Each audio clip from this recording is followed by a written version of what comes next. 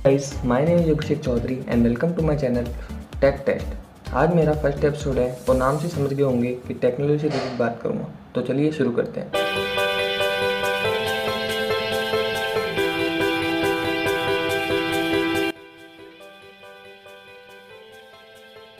अब देखो फ्रेंड्स, जैसा हमारे साथ होता है कि हम कोई भी स्मार्टफोन लेने जाते हैं तो हम देखते हैं कि मैक्सिमम फीचर लोडेड स्मार्टफोन दिख जाते हैं, जिसमें से किसी का कैमरा अच्छा होता है या फिर किसी का प्रोसेसर अच्छा होता है, किसी की बॉडी। तो ऐसा ना हो, इसके लिए हम क्या कर सकते हैं? तो देखो गाइस, कोई भी कंपनी अपना परफेक्ट स्मार्टफोन नहीं निकालती है। क्यों नहीं निकालती है? अगर वो ऐसा करेगी तो सभी एक ही स्मार्टफोन ले लेंगे ना, जिसमें सारे फीचर बढ़िया होंगे। फिर उनका नेक्स्ट डिवाइस खरीदेगा ही कौन? इसलिए कोई भी कंपनी अपना कोई भी परफेक्ट स्मार्ट कभी नहीं निकालेगी। इसीलिए आप नोट करोगे कि एप्पल के डिवाइसेस जो होते हैं वो बहुत महंगे होते हैं। क्यों? क्योंकि एप्पल अपने एक साल में एक या दो स्मार्टफोन ही लॉन्च करती है। तो फिर अपने हिसाब का स्मार्टफोन कैसे सिलेक्ट करें जो कि अपने बजट में भी हो और वैल्यू फॉर मनी भी हो? क्योंकि गाइज, आप लोगों को पता है कि बजट अपने लिए बहुत इंपॉर्टेंट है। तो किसी भी स्मार्टफोन को खरीदने से पहले पहली बात आती है उसके प्रोसेसर की। तो जनरली बजट अगर लो है तो प्रोसेसर थोड़ी लो ही आएंगे। बजट अगर अराउंड 15K to 20K है तब तो अच्छा प्रोसेसर देखना मिल जाता है। एग्जाम्पल स्नैपड्रैगन का 730 या 730G या इससे ऊपर के प्रोसेसर। अगर आप थोड़ा बजट बढ़ाते हैं तो HD का जो स्नैपड्रैगन है उसका लेटेस्ट 800 सीरीज़ या एप्पल का A13 बायोनिक भी आपको देखने के लिए मिल जाता है। सो गाइस, अगर आप गेमिंग वगैरह पे थोड़ा ज़्यादा ही ध्यान देते हैं तो मैं आपको सजेस्ट करूँगा कि आप स्नैपड्रैगन का 800 सीरीज़ या एप्पल की तरफ जा सकते हैं।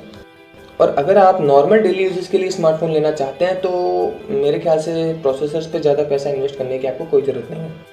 इसलिए आप 400 to 600 जो HD की सीरीज़ है उसमें भी जा सकते हैं। सो गाइस, प्रोसेसर का सीधा फंडा ये है कि अगर आप प्रोसेसर में सच में लेने में कंफ्यूज हो रहे हो तो आप गूगल पे किसी भी 3 स्मार्टफोन या किसी भी 2 स्मार्टफोन का कंपैरिजन करके उनके प्रोसेसर का नाम लिख के और आराम से उनका पता लगा सकते हो। फिर बात आती है रैम और रोम की। तो देखो गाइस, रैम तो आजकल अप टू 4GB तो लगभग सब देते ही हैं, आईफोन को छोड़कर। ये एप्पल ऐसा क्यों करती है? इसके लिए अगर आपको अलग से वीडियो चाहिए तो आप नीचे कमेंट कर देना, मैं बना दूँगा। सो गाइस, अगर हम ROM रोम की बात करें तो अप टू 64GB या 64 से नीचे तो नहीं है। मैं आपको 64GB से ऊपर ही प्रेफर करूँगा, क्योंकि आजकल की जो एप्लीकेशंस हैं वो ज़्यादा स्पेस ऑक्यूपाई करती हैं। तो और चीज़ों के लिए तो स्पेस बचता ही नहीं है। और जो आजकल के जो फ़ोन्स हैं उनसे जो ली हुई जो फ़ोटोज़ हैं वो भी इतना स्पेस ऑक्यूपाई करती है कि अपन और चीज़ें कुछ रख ही नहीं सकते। अब भाई, आप लोगों को पता है कि 108 मेगापिक्सल्स की अगर फ़ोटोज़ क्लिक होएंगी तो वो स्पेस कितना ऑक्यूपाई करेंगे अपने फ़ोन में। इसीलिए गाइज अप टू 64GB ही जाना।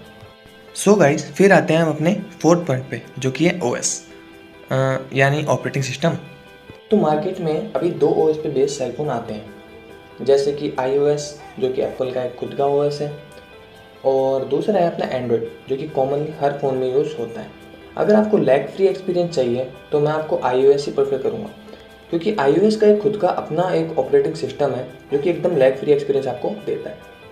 सो गाइस, फिर हम बात कर लेते हैं अपना फोर्थ पॉइंट, जो कि आती है अपनी डिस्प्ले। मतलब अपने फ़ोन की डिस्प्ले। गाइस, डिस्प्ले का साइज़ मैटर नहीं करता, उसकी क्वालिटी मैटर करती है। लेटेस्ट फ़ोन जो है वो LCD AMOLED और एप्पल का जो रेटिना पैनल कुछ नाम से करती हो यूज़।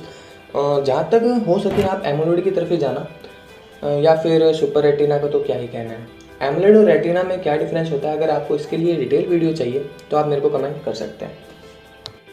गाइस, जो लेटेस्ट एप्पल के जो फ़ोन्स हैं, जैसे कि आईफोन X से जो ऊपर वाली सीरीज़ है, इसके अंदर जो एप्पल है उसने भी AMOLED सुपर AMOLED जो सैमसंग जो डिस्प्ले बनाता है उस डिस्प्ले का यूज़ करना शुरू कर दिया है। तो कुछ सोच के किया होगा ना। तो इसलिए मैं आपको कह रहा हूँ कि जहाँ तक हो सके AMOLED की तरफ ही जाएँ, क्योंकि वो न्यू जनरेशन डिस्प्ले है। सो गाइस, नेक्स्ट हम बात कर लेते हैं बैटरी बैकअप की। तो सपोज़ करो आप अपने फ्रेंड्स के साथ कहीं टूर वगैरह पे गए हुए हो और आपके पास एक ऐसा फ़ोन है जो कि हर घंटे बाद में चार्ज लगाना पड़ता है। तो वाओ, आपको तो फ़ोन की टेंशन हो जाएगी कि यार ये चार्ज हो रहा है, यार रिड्यूस हो रहा है, यार वो हो रहा है, वो हो रहा है। तो गाइस, मेरा सजेशन है कि आप अप टू 4000 mAh की बैटरी का फ़ोन ही लें, ताकि वो आपका पूरे दिन साथ दे। सो गाइस, नेक्स्ट हम बात कर लेते हैं उस फैक्टर की जिसके लिए ज़्यादातर गर्ल्स फ़ोन लेती हैं। जी हाँ, कैमरा। कुछ कंपनीज कैमरे के नाम पे मेगापिक्सल पकड़ा देती हैं। 16 मेगापिक्सल, जैसे कि 64 megapixel, 108 megapixel, oh my God, और पता नहीं क्या क्या। ये चीज़ें ओनली शो ऑफ के लिए होती हैं गाइस, इसके ऊपर कोई वो आप ध्यान ना दे ज़्यादा। So the last point but not the least, design and build quality. हाँ गाइस, तो आजकल के जो सेलफोन्स हैं वो प्लास्टिक, मेटल या ग्लास का यूज़ करते हैं।